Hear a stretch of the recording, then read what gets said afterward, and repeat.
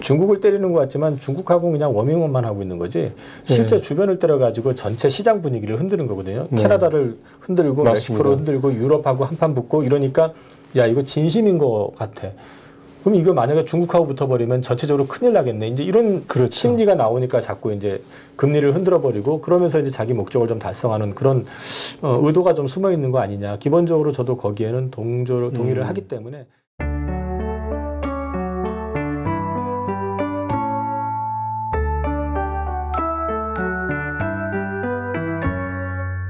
네, 투자연구 시청자 여러분 안녕하십니까. 자, 매달 저희가 첫 번째 주에 IM증권 이영훈 이사님 모시고 그 달의 전반적인 투자 전략을 짜보고 주요 좀 업종들 일단 현재 상황도 한번 점검해보면서 좀 눈여겨볼 만한 업종들 또 뭐가 있을지 들어보는 시간을 지난달부터 저희가 좀 마련하고 있습니다. 그래서 이제 이번 달에도 이영훈 이사님 모시고 말씀을 좀 들어보겠습니다. 근데 요즘에 되게 시장이 좀 불안해서요. 아마 오늘 이사님 말씀 들으시다 보면 조금 투자 전략 짜시는데 가닥을 잡으시는 또 좋은 시간이 되지 않을까 생각이 좀 됩니다. 이사님 어서 오십시오. 네, 안녕하십니까. 예. 뉴욕 시장 얘기를 좀 들어가기 앞서서 우리 시장 얘기를 좀 먼저 하는 게 좋을 것 같아서요. 요즘 같으면은 웬만한 투자자분들 투자 못 하시겠던데요. 하도 정신없이 살아와가지고요. 네. 우리 시장 요즘에 어떻게 좀 보고 계세요? 제가 그 2월 20일 전후부터 이제 나가는 그 채널들마다 여기 우리 이데일리에서도 말씀을 드렸었지만 시장 난이도가 좀 높아질 것 같다. 네. 그거는 전체적으로 국내에 이제 상장되어 있는 회사들의 업종으로 봤을 때 거의 대부분의 업종이 다 한 바퀴씩 순환매돼서 저가에 안 오른 주식 사면은 뭐 기본적으로 10에서 15%는 기본적으로 맞아요. 수익을 내던 그런 패턴에서 이제 좀 어려워지는 국면이 될 것 같다. 근데 이제 때마침 거기에 이제 딥시크 얘기도 터졌지만 관세 논쟁 이런 것들이 좀 더 이제 가열화되기 시작했고요. 네. 이게 그러다 보니까 이제 미국 쪽에서 나오는 지표들이 그 경기 침체 노이즈, 스태그플레이션 이슈들이 자꾸 부각이 되다 보니까 불안정해지고 또 이제 한국 증시는 그걸 그럼에도 잘 견디다가 맞아요. 미증시가 한번 급락을 하면서 이제 그때 아마 엔비디아 급락하면서 그랬던 것 같은데 같이 하루에 그냥 3% 이상 빠져버리면서 두들겨 맞아버리니까 이제 시장이 혼란이 왔던 거죠. 근데 이제 계속 말씀드리지만 일단은 편한 장은 지나갔다. 근데 이제 지금부터는 난이도는 있지만은 그래도 상대적으로 미국 장보다는 괜찮을 것 같다는 게 개인적인 생각이고요. 이거는 이제 하방 리스크는 계속해서 말씀을 드리는 건데 저뿐만 아니라 애널리스트 분들 의견들도 되게 그런 것 같은데 하방이 보통 PBR 기준으로 봤을 때 한 0.8배 정도 본다고 하면 2,400 전후일 거고 그거는 쉽게 깨지지 않을 것 같다. 아주 충격적인 어떤 뭐 경기 침체가 온다든지 어떤 돌발 이슈가 터지기 전에는 그건 쉽지 않을 것 같기 때문에 하방 리스크는 그만큼 제한이 될 것 같고 상방에 대한 부분 역시 마찬가지로 제가 조금 2월 중순 넘어서면서부터 조금 조심스러웠던 거는 지수가 2,650을 넘어섰는데 이제 2,700을 돌파하려면 그렇죠. 그거는 국내 기관 또는 내부 수급만 가지고 돌파할 정도의 체력은 안 된다. 결국 외국인이 들어와야 되는데 그 시점에서 환율이 다행히 원화가 좀 강세가 나오면서 1,420원대까지 떨어지긴 했지만 그렇죠. 우리의 기초 체력이 좋아서가 아니고 다른 이유로 인해 가지고 달러가 좀 약세가 나오면서 떨어졌던 거고 그게 다시 또 1,460원까지 바로 반등을 해버렸잖아요. 네. 그럼 외국인들은 지금 당장에 크게 들어올 수 있는 요인이 없다라는 걸 봤을 때는 증시 자체는 외국인이 본격적으로 들어오기 전까지는 좀 박스권에 갇힐 가능성이 높다. 그래서 상단 역시 2,700전으로 제한이 되고 하단은 2,400전으로 제한이 되는 그림이 될 것 같기 때문에 사실 오늘 지수를 안 봤어요. 지금 주가 뭐 정신없이 왔다 갔다 하고 해가지고 안 봤는데 오늘은 0.7% 정도 큰 변화는 없었던 것 같은데 네. 이제 코스닥에만 많이 빠졌던 것 같아요. 그렇죠. 코스닥 1% 넘게 빠졌습니다. 그 지수 자체로 봤을 때 지금 한 중간선 전후 그 정도 있을 겁니다. 지금 한 2,500대 맞습니다. 한 중간 정도. 그렇기 때문에 크게 메리트도 없고 또 위험성을 엮고 이제 얘기를 하라고 하면 크게 리스크도 이제 많아 보이진 않고. 근데 이거는 개별 종목 뭐 중소형주라든지 완전 개별 종목이 아니라 우리나라 시장을 가지고 이제 말씀을 드리는 거기 때문에 종목에 따라 가지고는 오늘 뭐 예를 들어서 관리 종목 들어간 종목 같은 경우 그런 식으로 이제 돌발 이슈가 있는 종목들은 사실 별 예외로 놓고 나머지 이제 종목을 가지고 얘기하라고 그러면 그런 상황으로 좀 갇힐 가능성이 있기 때문에 뭐 지금 현재도 그렇지만은 3월 달은 조금 투자 난이도가 좀 있지 않을까 싶습니다. 예. 사실은 2월 달까지 그러니까 사실은 이게 말씀하신 대로 이 수급, 그러니까 외국인의 수급이 없는 상태에서 뭐 예를 들어 연기금이라든가 개인들 이런 수급으로만 좀 버티던 장이 있기 때문에 한계가 있었다라는 이사님 말씀은 참 충분히 공감이 좀 갑니다. 그러니까 결국은 외국인이 들어오기 전에는 우리가 이제 어떤 지수든 특히 이제 뭐 시가총액 상위 종목들이겠죠. 이런 종목들의 좀 뚜렷한 어떤 상향 이 부분은 조금 기대하는 거는 조금 어렵다. 우리나라 기업들 자체의 펀더멘탈이 지금 바뀐 건 아니잖아요. 그렇죠. 네. 그렇게 되면은 외국인들 입장에서도 싸다는 느낌은 있지만은 지금 환율에서 급하게 들어올 수 있는 상황은 아니다. 아직까지 많이 진정이 됐다고 해도 아직 정치적인 리스크가 정리가 된 것도 아니고, 그다음에 이제 우리나라 경제에서 이제 키위라고 할 수 있는 반도체 같은 경우도 지금 그 중국 쪽에서 이관신 정책으로 인해 가지고 재고가 줄고 있다는 얘기 정도는 나오지만, 그렇죠. 네. 미국장에서 엔비디아의 주가 흐름을 통해서 보시면은 이제 전체적으로 반도체 섹터의 어떤 분위기, 네. 센티를 알 수 있잖아요. 그래서 크게 좋아지는 상황이 아닌 상황인데다가 지금 현재 1,400원대 중반의 환율이라고 하면은 적극적으로 들어오긴 좀 부담스러운 상황이고, 현대차가 좋아진다고 하지만은 이게 실적이 서프라이즈가 나오는 건 아니잖아요. 그렇죠. 거기에 더해가지고 계속해서 관세 이슈가 지금 부각이 되다 보니까 그럼 한국 증시 대표주 쪽으로 해서 적극적으로 들어올 유인은 제한되는 거잖아요. 그래서 외국인들은 아직까지는 지금 적극적으로 들어올 상황은 아닌 것 같기 때문에 당분간은 좀 박스 안에 갇혀가지고 움직일 가능성이 높고, 그렇게 되면은 종목의 어떤 순환매 같은 거를 이제 보셔야 되는데 업종간. 근데 이제 이전에는 사실 안 오른 게 뭐였었지? 그걸 찾아가지고 그냥 기다리기만 해도 좀 순서의 차이일 뿐이지, 그렇죠. 돌아서 한번 움직여줬었는데 지금부터는 조금 그런 부분에 있어서 이제 업종의 업황이라든지 그다음에 이제 트럼프 노이즈라든지 이런 것들을 다 고려해서 판단을 해야 되기 때문에, 수급까지 봐야 되기 때문에 난이도는 좀 올라갈 것 같다라는 말씀을 드렸습니다. 예. 국장을 먼저 여쭤본 거는 일단 우리 시장 투자자분들, 물론 성악개미분도 많이 계시지만 우리 시장 투자하는 뭐 이른바 동학개미분들이 조금 요즘에 우리 시장 상황을 놓고 당연히 좀 불안해하시는 그 부분이 좀 가장 관심사이실 것 같아서 일단 그거를 먼저 여쭤봤고요.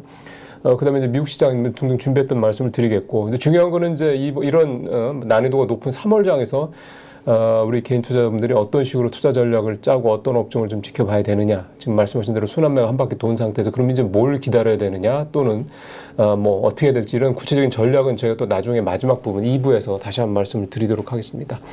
자, 그렇다면 다시 이제 미국장 얘기를 좀 다시 먼저 해야 될 것 같은데, 좀 전에 언뜻 말씀을 하시긴 했는데 이렇게 되면은 이제 미국장은 좀 예를 들어서 좀 이제 좀 포지션을 줄인다든가, 아니면 이제 살려고 하는 분들은 이제 살려고 하는 마음을 좀 줄인다든가, 또는 기존에 있는 어떤 물량을 좀 줄인다든가, 그래서 현금화한다든가 등등등 약간 이런 식의 어떤 신중한 접근 전략이 좀 필요한 상황이라고 보십니까? 저는 일단 미국장이 완전히 끝났다라고는 생각을 안 해요. 그런데 이제 상승의 기울기 자체는 상대적으로 좀 떨어질 것 같다. 그 계속해서 이제 제가 미국장 관련해서 작년 아마 11월 말부터인가 추가적으로 매수 안 하고 지켜보고 싶다는 얘기를 계속 말씀드렸었고, 좀 부담스럽다는 말씀을 계속 드려봤는데, 그때도 이제 계속 말씀드렸던 게 엔비디아 같은 경우도 실적이 나빠서 못 가는 게 아니라, 그렇죠. 이 소위 말해서 성장의 기울기가 완만해지기 시작하게 되면 그것만 가지고도 시장에서 의심을 하게 될 것인데, 거기에 맞붙여 가지고 이제 엔비디아의 발목을 살짝 잡았었던 거는 마벨이나 브로드컴 같은 에이지 업체들의 이제 가능성이 한번 드러났었고, 또 한 번은 이제 중국의 딥시크 충격이죠. 그러면은 엔비디아가 계속해가지고 성장세를 추구했었던 거는 사양을 좀 바꿔가지고 조금 더 고사양을 만들어가지고 가격을 높여가지고 계속해가지고 이익을 늘리는, 매출을 늘리는 전략이었는데, 그때만 해도 사실은 AI와 관련돼서 성과보다는 남들보다 내가 뒤지면 안 된다는 생각 때문에 투자에 집중을 하던 시기였고, 그 옆에 있는 빅테크가 이만큼 투자하면 나도 그만큼은 해야 돼, 내지는 옆에 있는 쪽은 최고 사양을 하기 때문에 나도 그걸 따라 해야 돼 라는 약간의 경쟁이 붙어 있었던 상황이라면, 이제는 그 논리가 좀 깨진 거죠. 그거보다 훨씬 못한 H20 칩을 가지고 중국 업체에서 그런 것들을 만들었는데, 그게 하나가 아니라 알리바바에서도 지금 AI 관련된 건 내놓은 것도 뭐 수준이 그렇다고 그러고, 그런 게 지금 중국에 몇 개가 있다고 하는 한국인데, 그렇다고 그러면은 자기들도 그렇게 천문학적인 어떤 비용을 계속 투자해 가면서 해야 될 필요가 있을까? 이런 부분, 그렇게 되니까 이제 AI직 쪽에 더 관심을 갖게 될 것이고, 그리고 이제 칩에 대한 고가에 대한 이제 부분이 아무래도 지금은 대기 수요가 있기 때문에 가지만은 이제 해를 넘긴다든지 그럴 경우에는 좀 달라질 가능성이 있지 않을까? 그걸 시장이 우려를 하고 있는 거고요. 그러다 보니까 이제 반도체 전반적으로 좀 이제 분위기가 완만해지거나 좀 이제 조정을 받아가지고 못 움직이는 그런 상황이 온 거고, TSMC 같은 경우는 사실 그것 더해가지고 이제 미국의 압력. 그래서 그렇죠. 이제 $1,000억 달러를 좀 투자한다니까요. 1,000억을 투자해라, 뭐 인텔에 뭐 기술 제공을 해라, 네. 그래서 별소리가 다 나왔는데. 그 TSMC가 이제 $1,000억 투자한다라는 걸 액면 그대로 저는 믿지는 않는데요. 그 어찌됐든 간에 지금은 사실 이렇게 강하게 나올 때는 좀 비율을 맞춰줄 필요가 그렇죠. 있잖아요. 네. 일본의 이시바 총리가 $450억, $440억 갖다가 알래스카에 투자해가지고 LNG 프로젝트 한다는 거 역시도 저는 액면대로 믿지는 않거든요. 일단 비율을 맞춰주는 게 중요한 거지, 뭐 나는 못하겠다고 배팅겼다가 또 그만큼 또 보복당해버리면 피곤해지니까 지금은 약간 그런 관점으로 저는 이해를 하고 있고, TSMC가 보면은 사실 이제 인텔을 인수하나부터 해서 별얘기가 다 나왔었지만 지금 거기다 짓는 걸 보면은 실제적으로는 TSMC 같은 경우는 글로 넘어가더라도 소위 말해서 바이어를 다 구축을 해놓은 상태에서 넘어가는 거고, 비용이 증가하는 걸 갖다가 전부 가격에 전가를 시킬 수 있는 그렇죠. 그런 역량을 가지고 있는 거기 때문에 사실 그쪽에 공장을 짓는다고 해도 TSMC 입장에서는 크게 뭐 부담이 될 건 같지는 않고요. 다만 이제 여기에 더해가지고 보조금 삭제 삭감액이 이제 칩스법 또 이런 것들도 나왔잖아요. 근데 사실 칩스법 관련해 가지고 보조금을 없앤다라고 했을 경우 우리만 충격받는 게 아니라 사실 마이크론 테크놀로지도 공장이 다 밖에 있습니다. 그렇죠. 그래서 이제 뭐 그거는 똑같은 상황이다라는 거죠. 그런 것들이 다 또 센티를 또 이제 어쨌든 약간 눌러주는 그런 분위기다 보니까 반도체 쪽이 요즘은 조금 주춤한 상황인 것 같습니다. 근데 사실 반도체 관련해서 말씀하신 김에 조금 더 여쭤보면, 지금 상반기 뭐 후반부터 또는 늦어도 하반기 초반부터는 일테면은 수요가 좀 늘어날 것이다. 뭐 그거에 가장 핵심적인 근거는 이제 중국의 말씀하신 이구환신 정책, 즉 내수 배양 이런 정책들, 이런 것들이 이제 그 배경이 될 것이다, 이런 얘기가 나오고 있는데, 이 너무 좀 뭐랄까요, 그냥 기대치가 많이 반영된 그런 어떤 전망이라고 봐야 될까요? 뭐 증권사에서 아마 목표 주가를 깜짝 놀랄 정도로 지금 현재 분위기로 봤을 때 시티증권 얘기하시는 거죠. 지금 현재 주가 수준으로 봤을 때는 물론 다 목표 주가를 그렇게 낸 증권사들이 우리나라에도 있지만 좀 놀랄 정도로 삼성전자를 8만 원대 목표 주가 제시하고 했는데, 저는 이관신 정책에 의해 가지고 지금 그 칩이 재고가 소진이 되고 있는 거는 그 시티증권이 아니라 현지를 통해 가지고 저도 확인을 했었고요. 그랬기 때문에 제가 반도체에 대해서 특히 삼성전자에 대해서 좀 부정적으로 얘기를 하다가 이구환신 때문에, 즉 이제 소위 말해서 레거시 칩 때문에 삼성전자는 주가 바닥은 확인될 것 같다라는 말씀을 드렸었던 거고, 그렇죠. 그 이후에 지금 일단 주가 움직임 자체가 좋았다가 역시 이제 주가가 시장 조정받으면서 같이 빠졌던 거지만요. 저는 이 반도체 이관신 정책의 효과는 있을 거라고 봅니다. 근데 이제 문제는 보통 이게 기대치라는 게 있잖아요, 시장이. 그 기대치는 물론 그 예상치 해가지고 전년 대비 2배, 딱 2배를 맞췄는데, 제가 이제 현지 쪽에 있는 아는 지인들이나 이런 쪽을 좀 연결을 통해 가지고 들어봤던 거는 최대 3배까지 나올 거다. 기대감이 그 정도였었거든요. 근데 이제 그 속도 자체는 기대만큼은 안 된 거죠.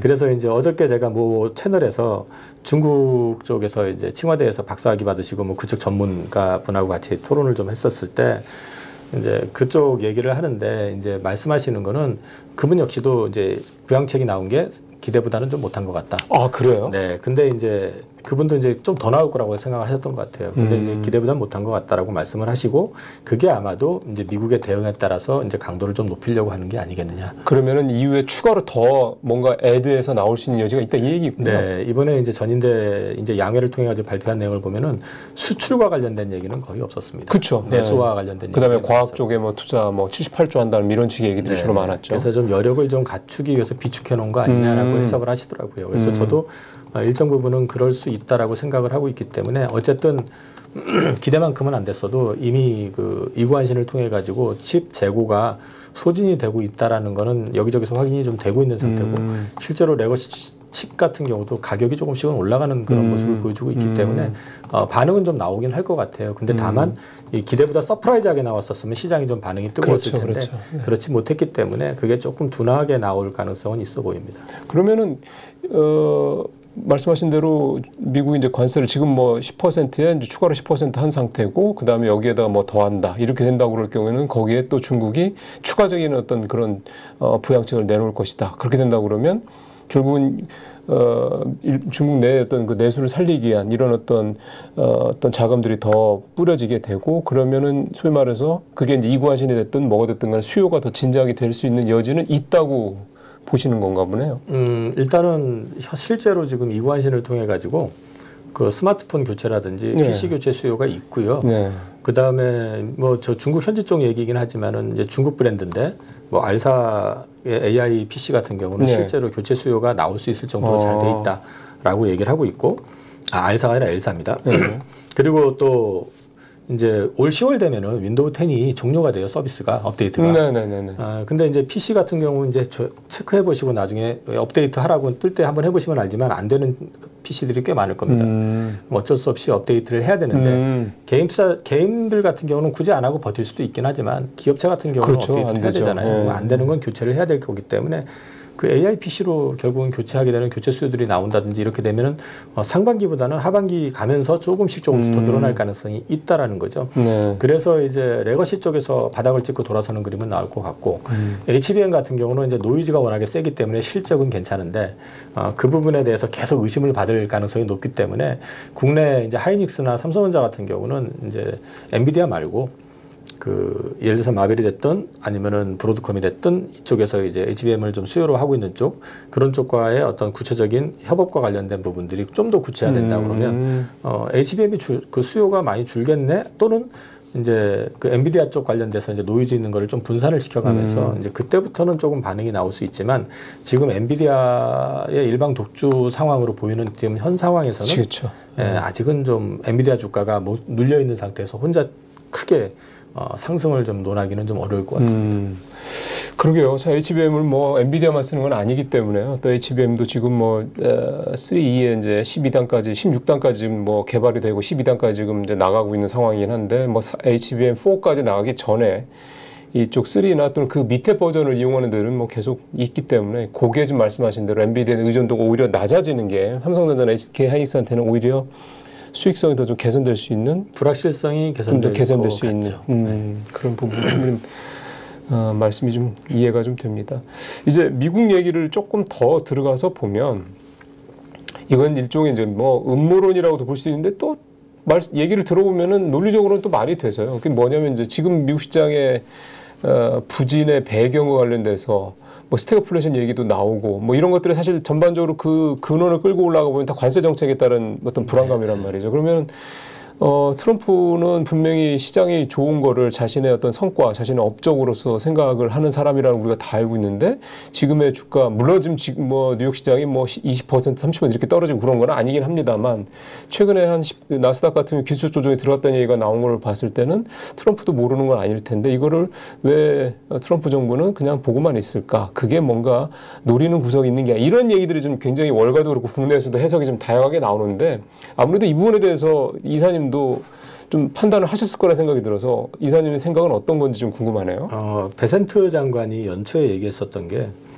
우리는 금리 인하보다는 미국채 10년물 금리를 낮추는 데 목적을 두겠다. 그 얘기를 했었죠. 네. 그때 그 의도가 뭘까를 좀 생각을 잠깐 했었고, 그런데 이제 거기에 더해 가지고 최근에 무슨 얘기를 했냐면, 그 월스트리트는 알아서 잘하니까 우리는 메인 스트리트에 주목을 하겠다. 그 얘기는 무슨 얘기냐면, 주가는 좀 조정을 받고 충격을 받을 수 있지만 니들은 알아서 잘 하잖아.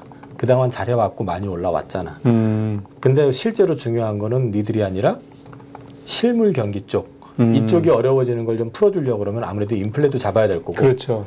그 다음에 이제 미국 정부의 어떤 부담도 좀 덜어야지만이 또 운신이 좀 나올 수 있는 부분이 있을 맞습니다. 거고.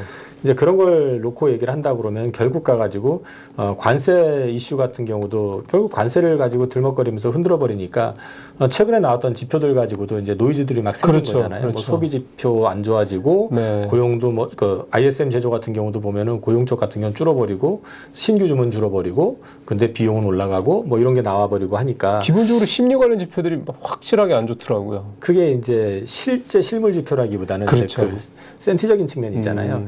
이제 그걸 통해 가지고 시장이 눌려버리니까 봐라, 트럼프 대통령이 그러잖아요. 봐라, 10년 후 국채 금리 봐. 내가 이만큼 내렸잖아. 그 얘기를 어저께 했잖아요. 그 얘기는 이제 거기에 의도를 가지고 있는 거고 또 한 가지는 지금 트럼프 대통령의 이제 명확한 의도는 그걸 통해 가지고 결국은 오늘도 보면은 관세 유예 조치가 또 나왔잖아요. 캐나다와 멕시코 쪽 자동차. 그러니까 뭐 이랬다 저랬다 계속 왔다 갔다 해요. 굉장히 그 보면은 변덕스럽고 어쩔 때 보면은 제정신인가 싶은 생각이 들 때도 있긴 하지만 그 정책을 이제 주도하는 사람 입장에서 보면 굉장히 주도 면밀하게 지금 진행이 되고 있는 걸 수도 있다라는 거죠. 자기의 계산을 가지고 하는 거지 그 사람이 막 자기 기분에 따라서 질렀다가 막 뺐다 이러는 게 아니다라는 거고 그 얘기는 결국은 관세 정책이 궁극적으로 관세를 일정 부분 특히 중국을 상대로는 부과를 계속 할 가능성은 있는데 나머지 국가들을 대상으로 했을 때는 지금 일단은 경기 침체 노이즈를 만들어서 침체가 되지 않는 선에서 금리를 떨어뜨리고 그걸 통해 가지고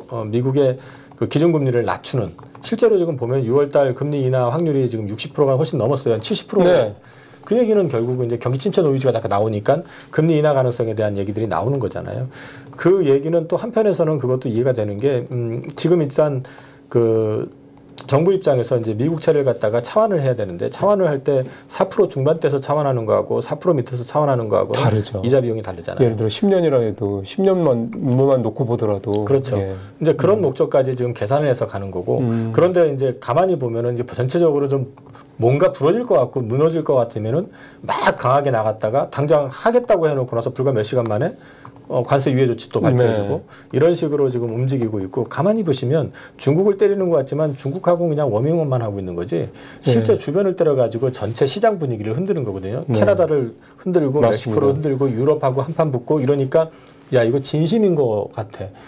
그럼 이거 만약에 중국하고 붙어버리면 전체적으로 큰일 나겠네. 이제 이런 심리가 나오니까 자꾸 이제 금리를 흔들어버리고 그러면서 이제 자기 목적을 좀 달성하는 그런 의도가 좀 숨어 있는 거 아니냐. 기본적으로 저도 거기에는 동의를 하기 때문에 지금 그래가지고 주가 좀 빠진다고 해서 갑자기 확 뒤집거나 그러지는 않을 것 같아요. 그래서 주가가 폭락으로 이어지고 그게 또 전체 어떤 경제 시스템에 문제를 일으키지 않는 선에서 그걸 조율을 해가면서 갈 거기 때문에 3월 달은 생각보다는 좀 피곤할 수도 있고 그런데 또 생각처럼 아주 뭐 급락을 해서 난리가 날 것 같지는 않고 그런 약간 좀 애매한 그런 구간이 되지 않을까 싶어요. 예, 제가 이제 이 질문을 드린 것도 저도 좀 어제 엊그제 이제 미국 시장 보면서 그제는 미국 시장이 많이 떨어질 때는 이 이제 관세 이슈 때문에 그에 따른 스태그플레이션 이슈 등등 이런 식으로 해서 시장을 좀 끌어내렸다가 또 하루 만에 또 말씀하신 대로 차관세 또 그거는 유예한다 또 이 얘기가 나오면서 또 1% 넘게 또 급등을 하고 이렇게 되다 보니까 또 오늘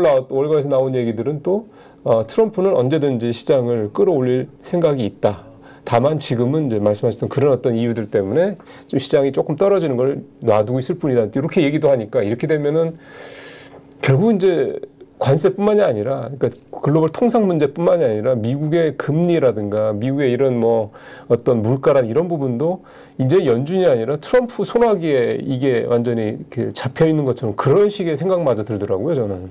뭐 사실 지금 미국은 그 트럼프하고 일론 머스크 둘이서 지금 좌우하는 분위기가 되고 있기 때문에 지금 현재 연준의 입김, 연준의 어떤 영향력 이런 거를 지금 찾아보기가 어려워졌잖아요. 네네네. 그리고 지금 트럼프가 뭐 국채 10년물을 흔들어 버리는 게 정책에 정부에서 아예 대놓고 행정명령을 통해 가지고 이렇게 흔들어 버리니까 실제로 할 수 있는 부분들도 또 제한돼 있고 그리고 예측을 한다는 게 결국은 연준도 트럼프를 보고 예측해야 되는 그런 상황이 또 연출이 돼 버리는 거죠 지금.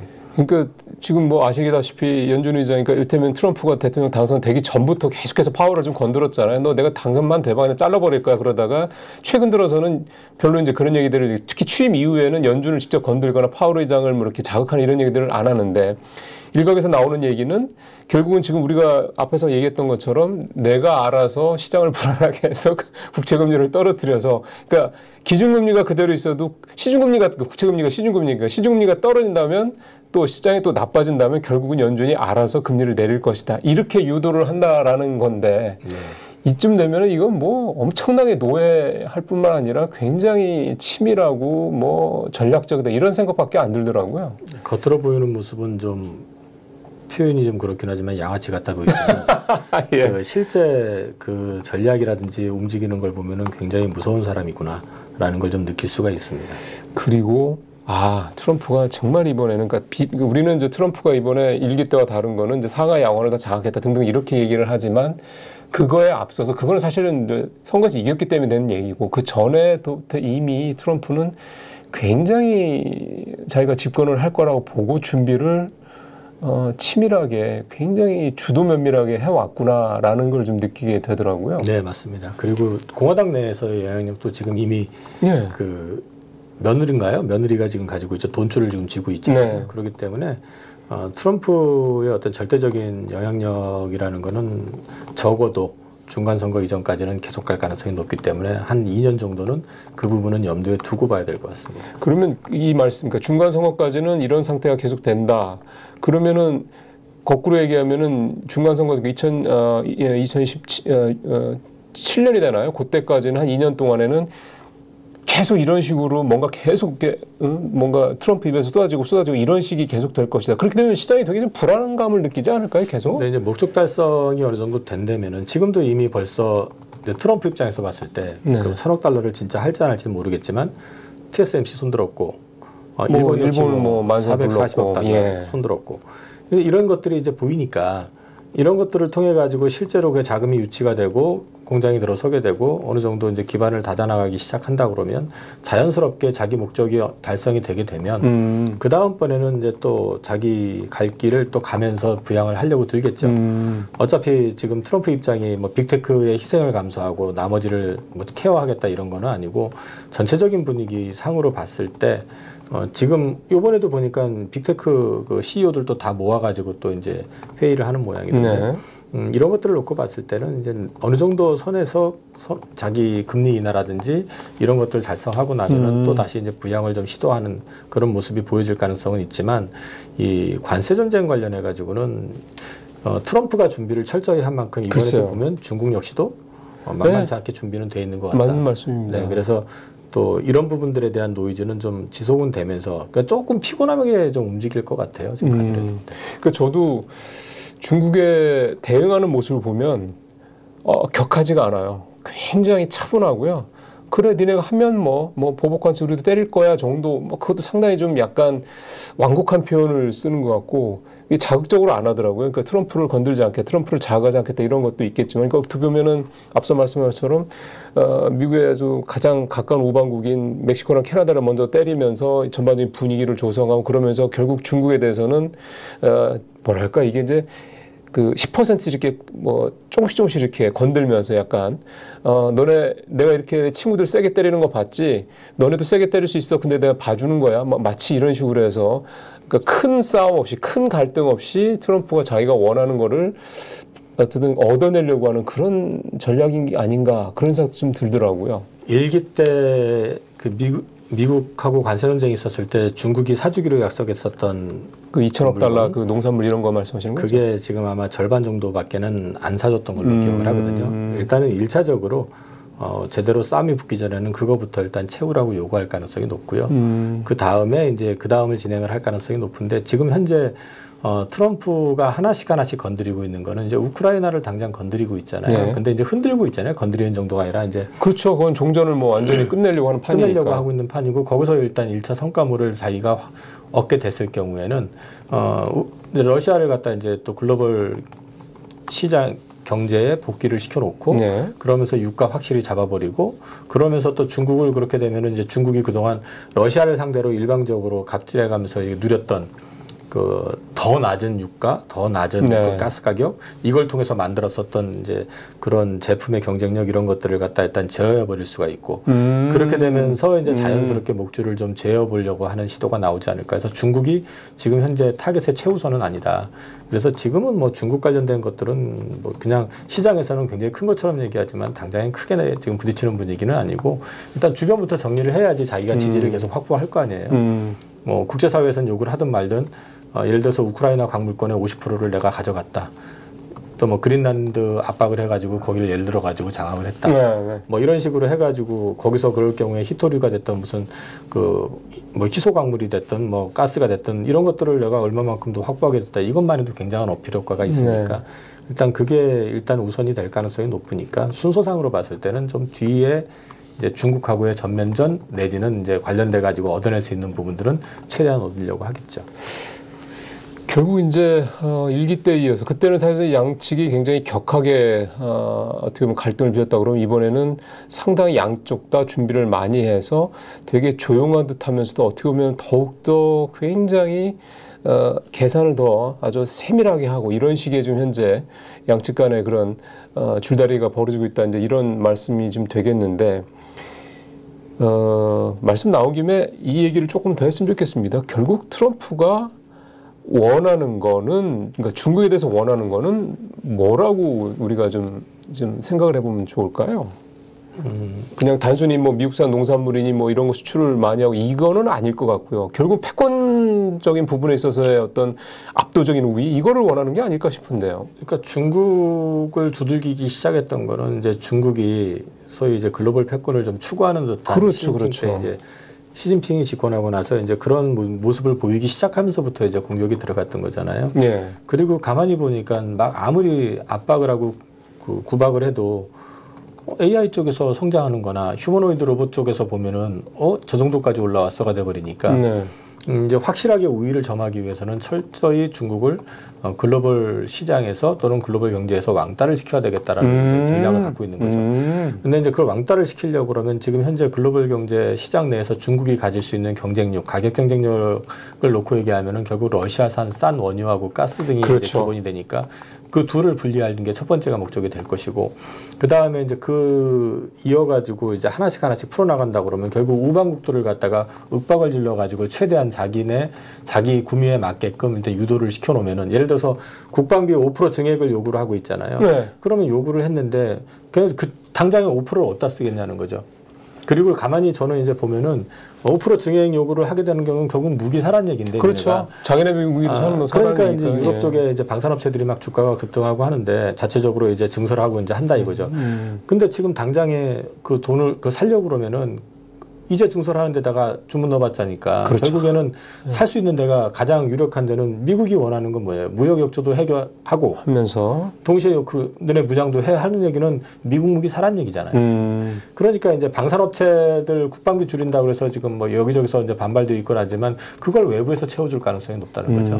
이제 그런 식으로 해가지고 이제 비즈니스를 동시에 진행을 하면 미국도 무역 적자를 이제 획기적으로 줄이게 된다든지 또는 그만큼 기초 체력을 키워버리게 되고 또 자체 제조 역량을 갖추게 되면은 중국하고 견져가지고 뒤질 게 없는 상황까지 이제 전혀 그 제조가 좀 사실 많이 뒤졌었는데 그런 부분들까지 다 따라붙어 버리게 될 경우에는 얘기가 달라질 수 있다고 생각을 하는 거겠죠. 그렇게 되니까 지금 뭐 TSMC가 됐든 뭐 삼성전자가 됐든 반도체 쪽부터 계속해서 미국으로 리쇼링을 하게 만드는 상황도 결국은 그거를 그러니까 소위 말해서 이제 미국의 제조업을 1차 세계대전, 2차 세계대전 그때 수준으로 다시 끌어올리기 위한 그러니까 미국을 다시 제조업 강국으로 끌어올리기 위한 포석이고 그 포석을 갖추는 데서 시간이 걸리는데 그 과정에서 이제 관세 정책이 됐든 뭐였든 중국을 지금의 어떤 상황에서 조금 더 그 왕따라고 표현할 수 있는 결국 이제 이렇게 좀 분리시키는 거죠. 그렇게 해서 지금과 같은 방식으로 중국이 계속해서 뭐 경제력이 됐든 제조업이 됐든 기술력이 됐든 이런 부분들을 지금처럼 빠른 속도로 성장시키는 거를 자꾸 늦추게 만드는 걸 통해서 이제 미국이 그 사이에 완전하게 이제 패권을 장악하는 그런 식의 구조로 가려고 하는 거다.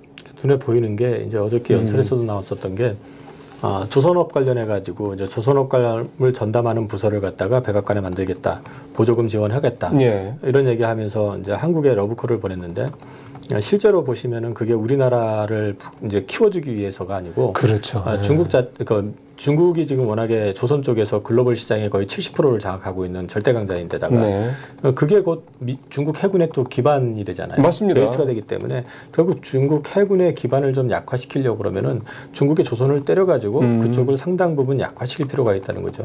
그러니까 이제 USTR에서 관보에 이제 기재했던 내용을 보면은 뭐 중국 선사가 들어올 때 뭐 100만 달러 미국의 항만에 이용할 때부터 시작해서 그 해운사들이 가지고 있는 보유한 배 중에서 뭐 중국 해운선사 비중이 중국에서 제조한 배 비중이 50% 이상이면은 뭐 100만 달러 또는 뭐 향후 24개월 내에 주문을 했거나 주문할 예정인 비중이 또 뭐 50% 이상이면 또 100만 달러 뭐 이런 식으로 계속해서 이제 그런 페널티 부과하고 또 어저께도 얘기 나왔던 게 행정명령을 통해 가지고 하여튼 중국 쪽의 어떤 선박에 대해서 규제를 하려고 하는 부분이 나오면서 동시에 주목을 해봐야 되는 거는 보조금 줄 테니까 들어와라거든요.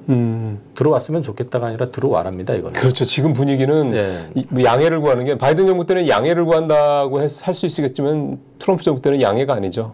그럼 들어오라고 했을 때 이제 거기에 내용 중에 보면 USTR 쪽에서 이제 고시했던 내용을 보면은 거기에 향후 7년이었나 5년이었나 모르겠는데 그 미국에서 수출을 할 때는 미국산 배가 이제 사용되는 비중이 최소 15% 이상 돼야 된다. 그걸 규정을 강제해 놨거든요. 그러면은 결국은 조선소가 미국에서 만들어진 배를 가지고 이제 수출을 해야 되는 이제 미국에서 컨테이너가 됐던 뭐 벌크가 됐던 또 만들어야 된다는 얘기고 LNG도 마찬가지일 가능성이 높죠. 그러면은 이제 그런 부분들 역할을 해줄 수 있는 나라가 어딨냐? 일본하고 한국이잖아요. 그렇죠. 그러면 이제 거기 들어와라는 얘기인 거고.